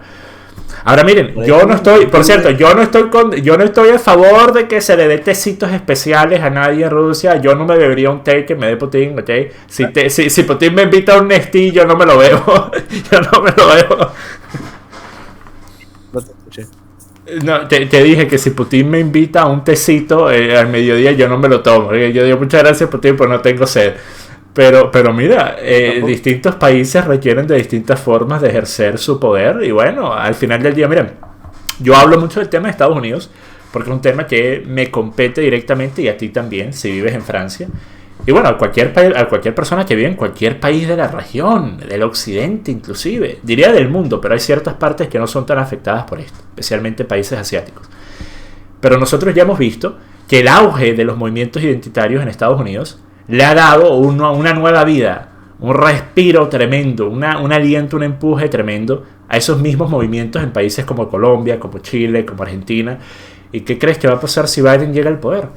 Esos movimientos van a decir, bueno, hasta el país más fuerte, el país potencia del mundo ahora tiene un gobernante que tiene las mismas posturas que nosotros estamos apoyando. Entonces ahora vamos a utilizar eso como una plataforma para lanzarnos a nivel nacional en las respectivas naciones en las que nosotros estamos. De la misma forma que cuando llegó Trump al poder, ¿qué empezó a pasar después en los meses subsecuentes? Empezaron a llegar al poder otros partidos nacionalistas. Vimos el auge de Vox en España, vimos el movimiento Cinque Stelle y el movimiento Partido República de Salvini en Italia, vimos inclusive a Geert Wilders en Holanda ganar popularidad. Todo eso empujado porque Estados Unidos crea precedentes. Lo que ocurre en Estados Unidos termina influenciando enormemente al resto de la región. Trump, no, ni siquiera fue Trump había ganado. Se produjo el Brexit en el año 2016. El Brexit en el año 2016, en junio. Sí. Y en noviembre ganó Trump la presidencia. Y en mayo del año 2017, en febrero, Marine Le Pen y Emmanuel Macron llegaron a segunda vuelta, ¿no? Claro. Y bueno, Marine Le Pen fue derrotada con... Pero bueno, hay que decir que uno de cada tres franceses votó por Marine Le Pen, que no es que sea algo insignificante. Pues cuando llegó justamente el otro Le Pen contra Chirac, arrasó Chirac, digo Chirac, sí, Chirac arrasó justamente con casi el 80% de los votos. Pero bueno, en todo caso, obviamente lo que pasa en Estados Unidos, en otros países, incluso en el Reino Unido, crea un precedente, por ejemplo, igual lo que pasó en Latinoamérica, ¿no? Tuviste que Latinoamérica, y todavía se ve, en el año 2008, era prácticamente toda izquierda. Tenías Claro. Venezuela con Chávez, Lula, Argentina con Kirchner, tenías a Bachelet en Chile, tenías a Lugo en Paraguay, Bolivia, tenías Morales, Correa en Ecuador, y bueno, los únicos que se salvaba creo que era Álvaro Uribe en Colombia. Y poco a poco, justamente con la elección de Trump y otras cosas que... No, porque murió Chávez. La muerte de Chávez y el encarcelamiento de Lula fueron los dos. Claro. La institución de Dilma, la victoria Claro. de Macri, entonces obviamente y después la victoria de Bolsonaro, ¿no? Claro. Entonces son cambios que pues, se van creando con obviamente Estados Unidos. Es irrefutable, ¿no? Claro. Entonces obviamente yo creo que pues, la elección de un posible Biden obviamente va a tener repercusiones dependiendo la reelección de Trump en la política internacional. Pero como te digo, o sea, en Francia, al menos desde mi punto de vista, obviamente yo hablo con los franceses, o sea, ellos dicen, no, Emmanuel Macron es otro empresario realmente, etcétera, pero cada vez hay un apoyo más grande hacia Marine Le Pen, que igualmente han segura de llegar a segunda vuelta, pero no sé si gane en 2022 la presidencia. Claro, pero te diste cuenta que Macron terminó siendo más radical en muchas posturas de lo que hubiera sido Marine Le Pen, porque sabes que Marine Le Pen en sus posturas económicas era, no diría que socialista, porque tú sabes el término socialista se le aplica a cualquier persona que sea de izquierda, pero sí era mucho más a la izquierda que a la derecha en términos económicos. La razón por la que Marine Le Pen fue vista como una radical de extrema derecha por sus posturas migratorias y sus posturas con respecto al Islam. Eso es todo. Por fuera de eso, ella era una izquierdista en la mayoría de los temas más importantes, y yo pienso que eso fue lo que hizo que ella terminara perdiendo, porque ella tuvo unas actuaciones muy malas en el último mes antes de las elecciones, entrevistas muy malas, comentarios pésimos, simplemente no supo manejar el momento, y Macron apareció como este moderado, apareció como una persona que ni era muy para un lado ni muy para el otro, pero después terminó siendo, aparentemente, según si vives en París, Macron es un dictador, si vives en París, Macron es Napoleón Bonaparte. Bueno, ciertamente sí, o sea, como tú dices, lo apoyó prácticamente todo el espectro político, y ciertamente con lo que dices de Marine Le Pen, claro, o sea, obviamente ella, sus posturas económicas no era para absolutamente nada, pero no era absolutamente nada de derecha, pero era su postura al Islam y la inmigración, y bueno, sobre todo a la Unión Europea, no ella cuando quería llegar, quería tal vez estar un año en el poder en Francia y ahí hacer una consulta sobre la permanencia de Francia en la Unión Europea o no, pero bueno. Claro. Entonces, obviamente son procesos, como digo, diferentes, y en el caso para revenir o para volver al punto de Rusia, mira, ¿qué te puedo decir? Sí, mucha gente admira a Vladimir Putin, pero como tú bien sabes, los que más admiran a Vladimir Putin generalmente son la gente de izquierda, la gente como que cree que Rusia todavía es un país por ahí socialista o un país de ese tipo de estilos, y que de hecho apoyan muchas veces a la dictadura de Venezuela y que apoyan inconscientemente a Vladimir Putin, cuando de hecho Vladimir Putin jamás permitiría en su país lo que está haciendo ahorita el régimen venezolano, por ejemplo. Claro, claro, y mira, me parece que eso era cierto quizás más hasta hace probablemente 3 años, porque yo empecé a ver un cambio entre los conservadores en Estados Unidos.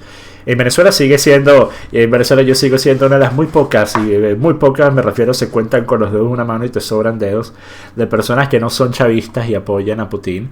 Y no es que lo apoyo, ¿verdad? Porque yo no puedo decir que me gustaría vivir en Rusia. Me gustaría vivir en Rusia por temas sociales y por ciertos temas culturales que se han perdido, que tienen que ver con el conservadurismo en Inglaterra. Pero no me gustaría vivir en Rusia desde el punto de vista de ser una persona que quiera, por ejemplo, tener trabajo, tener una buena calidad de vida, oportunidades. Eso es innegable, no puedo decir lo contrario. Por eso es que yo critico mucho el gobierno acá en Inglaterra. Si bien el gobierno actual supuestamente es de derecha, no sé cómo, pero supuestamente lo es, pues yo critico mucho las posturas del gobierno acá, porque sí, vivo aquí. Sin embargo, como estoy seguro tú probablemente también dirías con respecto a Francia, es el mejor país donde puedo estar actualmente. Es un país que me ha dado una tremenda cantidad de oportunidades, una muy buena calidad de vida, una muy buena seguridad, así que puedo quejarme, pero al mismo tiempo soy realista y soy objetivo en las condiciones de otros países. A mí me encanta Italia, por ejemplo. Me encanta Italia, me siento muy conectado a Italia por el trasfondo de mi familia de parte paterna. He ido a Italia incontables veces en los últimos años, me encanta, pero yo no pudiera vivir allí actualmente porque Italia es un país sin identidad. Y es lamentable pensar que el gran imperio, uno de los imperios, si no el más grande de la historia, termina siendo pues un lugar tan fraccionado. Un lugar en el que tienes a poblaciones que están totalmente en contra unas a otras, que tienen formas totalmente diferentes de interpretar lo que debería pasar en su país. Y por eso justamente no se pueden alinear a un movimiento nacionalista como el que promovía Salvini. Me parece una cosa lamentable porque pienso que la única forma en la que esto termina desarrollándose es en un cambio que ya no pueda ser contenido, que ya no pueda ser revertido.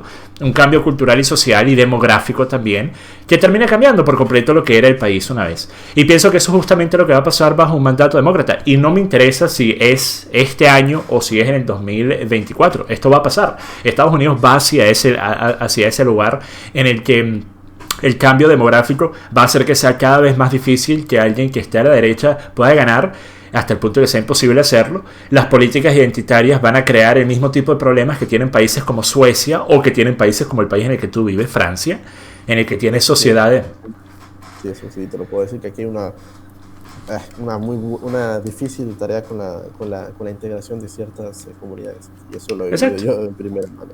Bueno, exacto. Y bueno, yo te digo, yo fui a París, no sé si sabrás esto, probablemente no, pero en el 2016 yo fui a París. Y cuando volví, hice una publicación en mi página de Facebook en el que tenía una foto mía frente al Champs-Élysées y tenía una camiseta con el rostro de Trump. Y dije, la razón por la que apoyo a Trump es justamente la razón por la que no me gustaría vivir en París actualmente. Es un vertedero.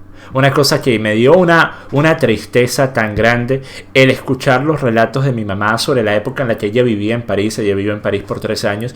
Ella me contaba lo hermoso que era todo, lo limpio, lo seguro, lo bello. Y yo voy, lo primero que veo al salirme del aeropuerto y montarme en el metro, lo primero que veo es un sujeto de cierto grupo demográfico que no puedo mencionar porque estoy en YouTube, inconsciente, de borracho o drogado en el piso y se había orinado. Entonces había un charco de orina en medio del metro. Después salgo y empiezo a ver graffiti en absolutamente todos los monumentos, muerte a París, muerte a Francia, todo tipo de basura en todas partes. O sea, es una cosa deprimente.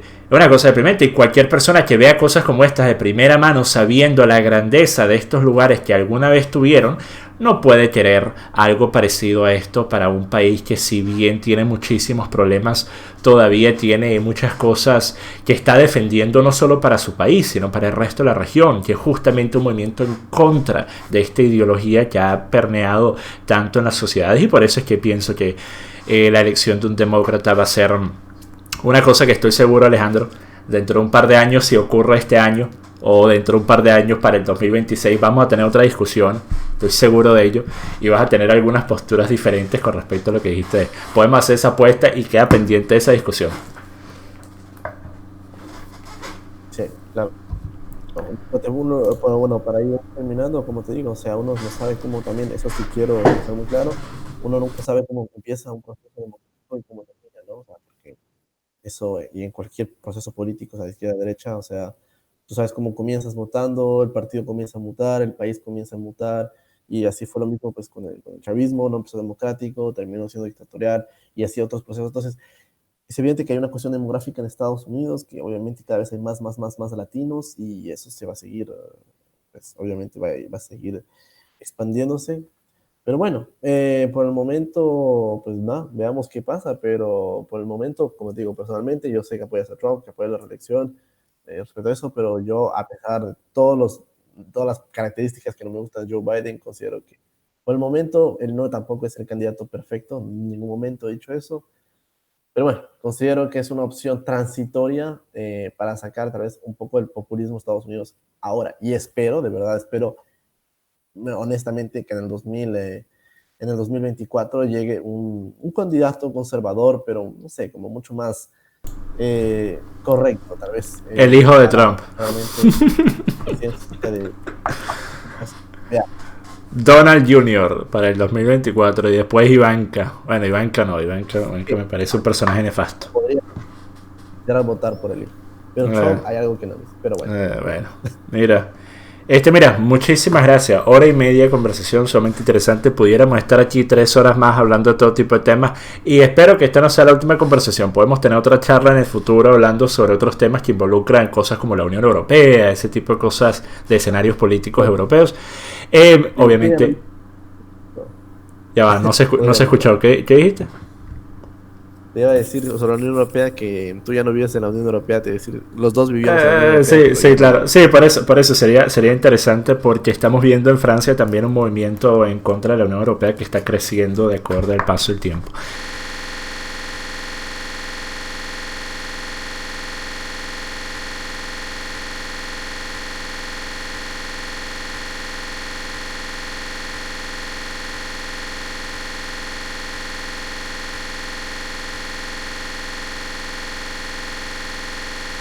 Pero mira, muchísimas gracias por tomarte el tiempo. Y a ustedes, mi gente, espero que les haya gustado este intercambio, este debate. Por lo menos estuvo mejor que el debate presidencial en los Estados Unidos. Hasta la próxima, Ya, mi gente. no, Hasta la próxima. no nos hacemos mierda. Exactamente. Hasta la próxima. Paz.